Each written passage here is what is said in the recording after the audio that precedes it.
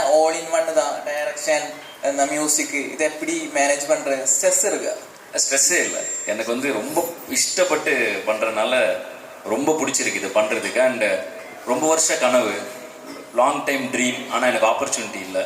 So வந்து ரொம்ப வருஷமாக வந்து கொஞ்சம் கொஞ்சமாக படிப்படியாக இண்டிபெண்டன்ட் மியூசிஷியனாக, அடுத்து மியூசிக் டைரக்டராக, அப்புறம் ஆக்ட் பண்ணி டைரக்ட் பண்ணி ஃபைனலாக ஒரு கண்டென்ட்டை நாங்களே பண்ணுற இடத்துக்கு வரதுக்கு ரொம்ப நாள் ஆச்சு. ஸோ இதுக்கு ரொம்ப ஆசைப்பட்டோம். இந்த இண்டிபெண்டன்ட் மியூசிக்காக இது தான் பண்ணிருந்தோம். இப்போ இண்டிபெண்டன்ட் மூவி மேக்கர்ஸாக இதை பண்ணுறோம். ஸோ ரொம்ப பிடிச்சி பண்ணுறனால எங்களுக்கு வந்து we are very hungry for this. எங்களுக்கு இந்த வாய்ப்புக்காக தான் நாங்கள் இவ்வளோ இது பண்ணிகிட்டு இருந்தோம். ஸோ இப்போ அந்த வாய்ப்பை நாங்களே அமைச்சு எங்களை சுற்றி ஒரு டீமை உருவாக்கி ஒரு படம் பண்ண முடியுங்கிறப்ப ஸ்ட்ரெஸ் எல்லாத்தையும் தாண்டி ஹாப்பினஸ் தான் அதை விட ரொம்ப அதிகமாக இருக்குது. அண்ட் இந்த ட்ரெய்லர் பார்த்தீங்க இல்லையா, இந்த ட்ரெய்லரை கட் பண்ணது வந்து ஒரு 12th ஸ்டாண்டர்ட் ஸ்டூடெண்ட்டு இந்த ட்ரெய்லரை கட் பண்ணது. ஸோ வந்து இந்த மாதிரி டேலண்ட்ஸ் நிறைய பேர் எங்களால் வந்து ஸ்பாட் பண்ண முடியுது. அண்ட் நான் 12th ஸ்டாண்டர்ட் படிக்கிறப்ப நான் சாங்ஸ் போட்டுட்டு இருந்தேன். 12th ஸ்டாண்டர்ட் முடிக்கிறப்ப அந்த சாங் தான் 10 இயர்ஸ் கழிச்சு ஆம்பளை படத்தில் வந்து வச்சேன். பட் அங்கேருந்து இங்கே வரதுக்கு அந்த ஆப்பர்ச்சுனிட்டி கிடைச்சா தான் வர முடியுது. ஸோ அதுக்கு ஒரு பிரிட்ஜாக வந்து நம்பி ஒரு பையன்கிட்ட இதை கொடுத்தோம். அவன் அந்த ட்ரெய்லர் எக்ஸ்ட்ரானரியாக ட்ரெய்லர் வந்து பயங்கர வைரல், ஏகப்பட்ட வியூஸ், எல்லா பக்கம் ரீச் ஆயிடுச்சு. படம் பெரிய எக்ஸ்பெக்டேஷன் இருக்குது. இதெல்லாம் வந்து ஒரு 12th ஸ்டாண்டர்ட் பையனால் நடந்திருக்கு.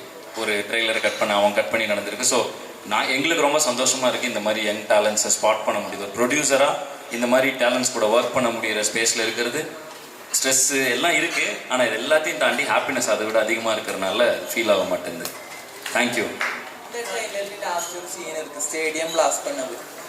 அந்த இது மட்டும் கமெண்ட்லேயே வந்திருக்கு. கமெண்ட் பார்த்துருக்கான்னு நினைக்கிறேன். ஜீவா சக்ஸஸ் நான் கோட்டு கேரக்டர் ரோல் பண்ணி கமெண்ட் பண்ணுறேன். அதை எப்படி பார்க்குறேன்?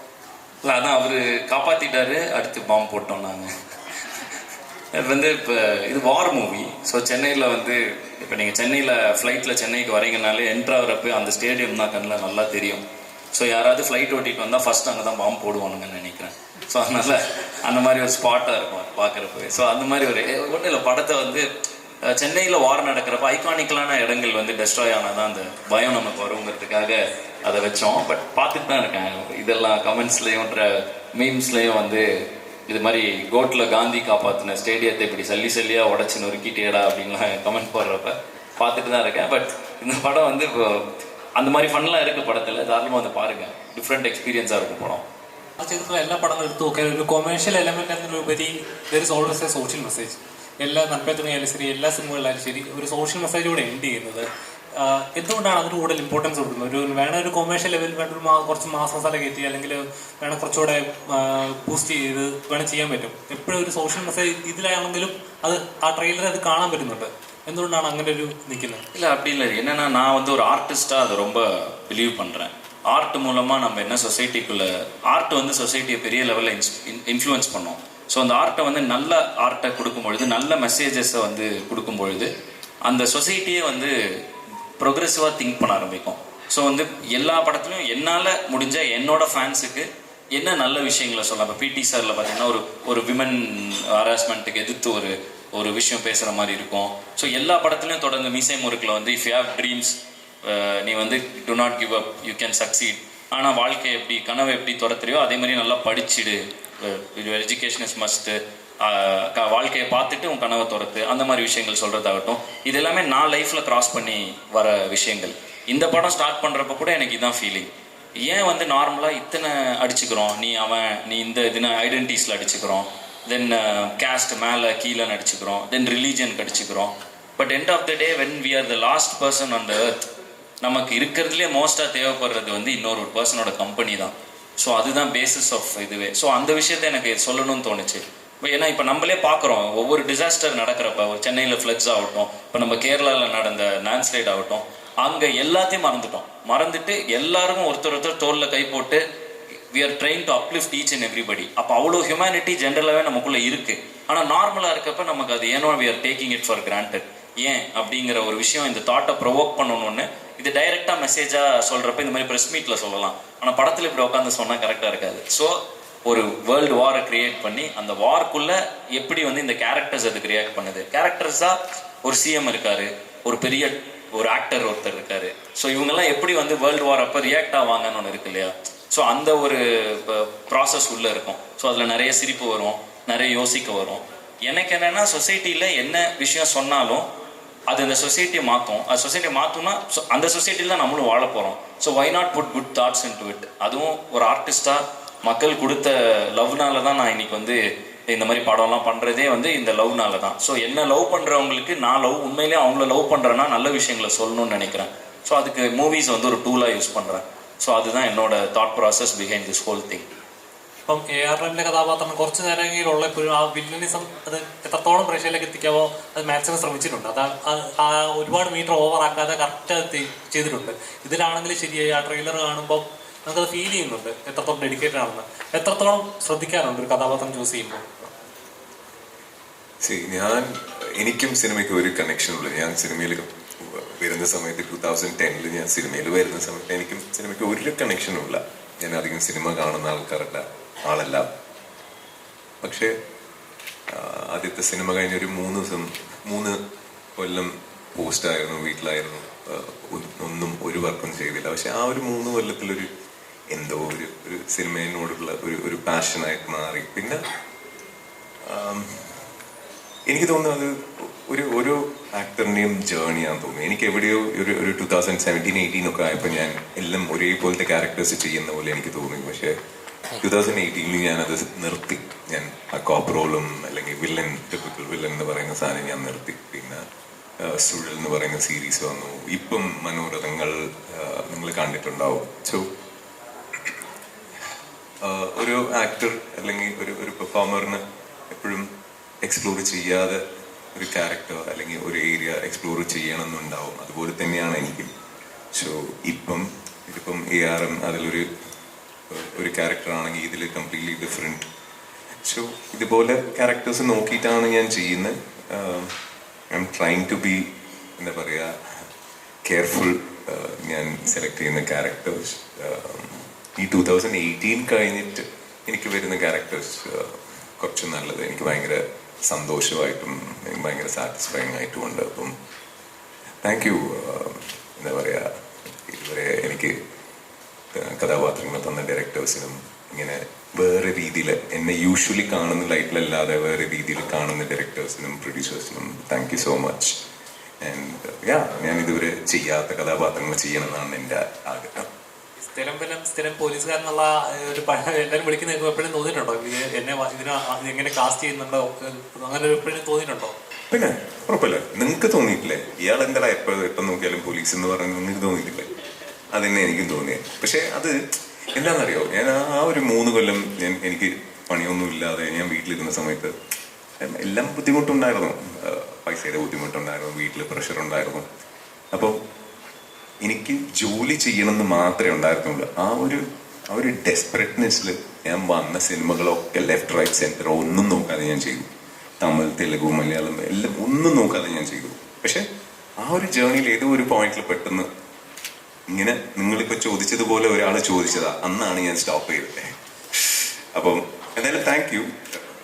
ബട്ട് അതൊരു ജേർണിയാന്ന് തോന്നുന്നു. അതിൽ നിന്ന് ഇപ്പം കുറേ മാറ്റമായി. ഇപ്പം നല്ല നല്ല ക്യാരക്ടേഴ്സ് വരുന്നുണ്ട് എനിക്ക്. സോ ഒരുപാട് സന്തോഷം. അതിന്റെ വ്യാജ പ്രിന്റ് ഇറങ്ങി കണ്ടിട്ടുണ്ടാവും, ന്യൂസിൽ വാർത്ത കണ്ടിട്ടുണ്ട്. അത് സിനിമയെ ബാധിക്കുമെന്ന് വിചാരിക്കുന്നുണ്ടോ? അജയേന്ദ്ര എണ്ണാമോഷണം എന്ന് പറയുന്ന സിനിമ ഓൾമോസ്റ്റ് 118 ദിവസം ഷൂട്ട് ചെയ്ത് അത്രയും ബുദ്ധിമുട്ടി പ്രൊഡ്യൂസർ പൈസ ഇറക്കി നമ്മൾ തിയേറ്ററിലേക്ക് എത്തിക്കാൻ വേണ്ടി അത്രയും കഷ്ടപ്പെട്ട് ഓരോ ആൾക്കാരും ബ്ലഡ് ആൻഡ് സ്വെറ്റാണ് അതിലിട്ട് ചെയ്യുന്നത്. അപ്പം എളുപ്പത്തിൽ അതിനെ ഈ വാചം പോലെ സ്ഥലത്ത് നിങ്ങൾ കാണുമ്പോൾ ആക്ച്വലി നിങ്ങൾ ഈ സിനിമ എന്ന് പറയുന്ന ഒരു രംഗത്തിനെ കൊല്ലുവാണ്. അതാണ് എനിക്ക് പറയാൻ തോന്നുന്നത്. അതായത് നിങ്ങളിതിപ്പം OTT എന്ന് പറയുന്ന ഒരു സ്ഥലമുണ്ട്, അവിടെ എല്ലാ സിനിമകളും വരുന്നുണ്ട്. നിങ്ങൾ തിയേറ്ററിൽ പോയി കണ്ടോ, ആൻഡ് അത് കഴിഞ്ഞിട്ട് OTT വരുന്നുണ്ടെങ്കിൽ ആ സമയത്ത് കണ്ടോ. പക്ഷെ തിയേറ്ററിൽ ഓടിക്കൊണ്ടിരിക്കുന്ന സമയത്ത് ഈ പൈറേറ്റഡ് വേർഷൻസ് ഒക്കെ കാണുന്നത് ഭയങ്കര മോശമാണ്. ഭയങ്കര സങ്കടമാണ്. ഇപ്പൊ കാലങ്ങളായി തുടർന്നുകൊണ്ടിരിക്കുന്ന പ്രക്രിയയാണ്. ഇതിനൊരു സൊല്യൂഷൻ ഇതുവരെ ഉണ്ടായിട്ടില്ല. സൊല്യൂഷൻ എന്തെങ്കിലും ഉണ്ടോ? ടെക്നോളജി വളരുമ്പോൾ നല്ലതുകൊണ്ട് മോശമുണ്ട്. ഐ തിങ്ക് അതൊരു മോശം എന്ന് പറയുന്നത് ഇതായിരിക്കും എന്ന് എനിക്ക് തോന്നുന്നു. പക്ഷെ ഏതെങ്കിലും ഒരു ദിവസം അതിനൊരു ഫുൾ സ്റ്റോപ്പ് വരണം എന്നാണ് ഞാൻ ആഗ്രഹിക്കുന്നത്. சிம்பிள் சொல்யூஷன், நம்ம பார்க்கறது நிறுத்திட்டா பைரசி போயிடும், அவ்வளோதான் சொல்யூஷன். நீங்க டெலிகிராம் டவுன்லோட் செய்யும்.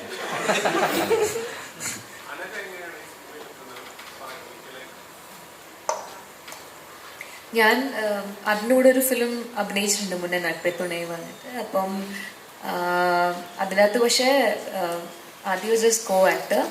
അപ്പം അങ്ങനെ ഈ ഫിലിം ഡയറക്റ്റ് ചെയ്യാൻ തീരുമാനിച്ചപ്പോൾ ഹി കോൾ മീ, ഇങ്ങനെ ഒരു റോൾ ഉണ്ട്, എങ്ങനെയാണ് എൻ്റെ തോന്നി ചെയ്താൽ നല്ലതായിരിക്കും, ബിക്കോസ് ഇങ്ങനത്തെ ഒരു റോൾ ഞാൻ മുന്നേ ചെയ്തിട്ടില്ല. ആൻഡ് സോ അങ്ങനെ ആണ് സ്റ്റോറി പറയുന്നത്. സോ സ്റ്റോറി പറഞ്ഞ് കേട്ടപ്പോഴത്തേക്ക് എനിക്ക് ഒരുപാട് ഇഷ്ടമായി. ഞാനിങ്ങനെ ഒരു റോൾ ചെയ്തിട്ടില്ല, ആൻഡ് അത്രയും ഇമ്പോർട്ടൻസ് ഉണ്ട് ഫിലിമിൽ. സോ ഞാൻ പിന്നെ കൂടുതലൊന്നും ആലോചിച്ചില്ല. I told I am doing the film. അതാണ് എനിക്ക് ശരിക്കും കുറേ ടഫ് സീൻസ് ഒക്കെ ഉണ്ട്. എനിക്കാണെങ്കിൽ കുറേ ചലഞ്ചിങ് ആയിട്ടുള്ള സീൻസ് ഉണ്ട് ഇതിനകത്ത്. ആൻഡ് കുറേ എക്സ്പീരിയൻസ്ഡ് ആയിട്ടുള്ള ആക്ടേഴ്സിനോട് കുറേ കോമ്പിനേഷൻ സീൻസ് ഉണ്ട്. സോ അങ്ങനെ കുറേ നോക്കുവാണെങ്കിൽ കുറേ ബുദ്ധിമുട്ടിലുള്ള സീൻസൊക്കെ ഉണ്ടായിരുന്നു. പക്ഷേ ഈ ഫിലിമിൽ വർക്ക് ചെയ്യുമ്പോൾ ഉള്ള ഒരു സ്പെഷ്യൽ തിങ് എന്ന് വെച്ച് കഴിഞ്ഞാൽ, എനിക്കറിയില്ല, എല്ലാവരും ഭയങ്കര യൂണിറ്റിയോടെ ഭയങ്കര ഇഷ്ടപ്പെട്ട് ഒരുപാട് ഹാർഡ് വർക്ക് ചെയ്യുന്ന ഒരു ഫിലിമായിരുന്നു. സോ അത് കാരണം ഒന്നും ഒരു ബുദ്ധിമുട്ടായിട്ട് തോന്നിയിട്ടില്ല. സർ പറഞ്ഞ പോലെ എല്ലാവരും ഒരുമിച്ച് ചേർന്ന് ഒരു ക്രിയേറ്റീവായിട്ട് ഒന്ന് ചെയ്യാൻ നോക്കുന്നു. സോ അങ്ങനെ മാത്രമേ തോന്നിയിട്ടുള്ളൂ, ഒരു ബുദ്ധിമുട്ടോ ഒന്നും ഒരിക്കലും തോന്നിയിട്ടില്ല. സോ അങ്ങനെ നോക്കുമ്പോൾ ഭയങ്കര ഒരു മെമ്മറബിൾ എക്സ്പീരിയൻസ് ആയിരുന്നു ഈ ഫിലിം. ആൻഡ് ഇതിൻ്റെ സ്കെഡ്യൂൾസ് ആണെങ്കിലും കുറേ സ്കെഡ്യൂൾ ഉണ്ടായിരുന്നു. എല്ലാവർക്കും കംഫർട്ടബിൾ ആവുന്ന സമയമൊക്കെ നോക്കി വളരെ റിലാക്സ്ഡായി ഷൂട്ട് ചെയ്തൊരു ഫിലിമായിരുന്നു. ആൻഡ് ഇവർ ടീമാണെങ്കിലും ഇവർ തന്നെയാണ് എല്ലാം, ഇതിൻ്റെ പ്രൊഡക്ഷൻ ആണെങ്കിലും ടെക്നിക്കൽ പാർട്ടാണെങ്കിലും എല്ലാം ഇവരുടെ ടീം തന്നെയാണ് ഫുൾ മാനേജ് ചെയ്തത്. ബട്ട് ആ ഒരു സ്ട്രെസ്സൊന്നും നമ്മുടെ ആക്ടേഴ്സിലോട്ട് വന്നിട്ടില്ല. അത് ഒരു രീതിയിലും അത് സെറ്റിൽ വരുമ്പോൾ നമുക്ക് അവരുടെ ഫേസിലൊന്നും ഒരു രീതിയിലുള്ള സ്ട്രെസ്സോ പ്രഷറോ അത് കാരണം നമുക്ക് എന്തെങ്കിലും ബുദ്ധിമുട്ടോ ഒന്നും ഉണ്ടായിരുന്നില്ല. ഭയങ്കര റിലാക്സ്ഡായി ഭയങ്കര കംഫർട്ടബിളായി വർക്ക് ചെയ്തൊരു ഫിലിമായിരുന്നു. സോ അങ്ങനെ കുറേ കാര്യങ്ങൾ പഠിക്കാൻ പറ്റി. കൈതെറ്റുകൊണ്ട് സംഭവിക്കുമോ? എന്താണ് കഥാപാത്രം? നിങ്ങളിപ്പം ചോദിച്ച പോലെ തന്നെ എനിക്കും ചോദ്യമുണ്ട്. പുള്ളിക്കാരൻ അത് പെട്ടെന്ന് ചെയ്താൽ എനിക്കും സംഭവിക്കാൻ തോന്നുന്നുണ്ട്. പുള്ളിക്കാരൻ പറഞ്ഞിട്ടുണ്ട് കൈതെറ്റം ഉണ്ടാവും എന്ന് പറഞ്ഞിട്ടുണ്ട്. അപ്പം സംഭവിക്കട്ടെ. നിങ്ങളെപ്പോലെ ഞാനും കാത്തിരിക്കുന്നു. ലൊക്കേഷനെടുത്ത് ഒരു വിളി, ഹരീഷ് നമുക്ക് ഷൂട്ട് ചെയ്യാമെന്ന് പറഞ്ഞാൽ ഞാൻ അപ്പം ബാഗ് എടുത്ത് ചെയ്യാൻ പോകും. അതിന് വേണ്ടി വെയിറ്റ് ചെയ്യുക. യെസ്, കൈലി ഇമ്പോർട്ടൻറ്റ് ഫിലിമാണ്.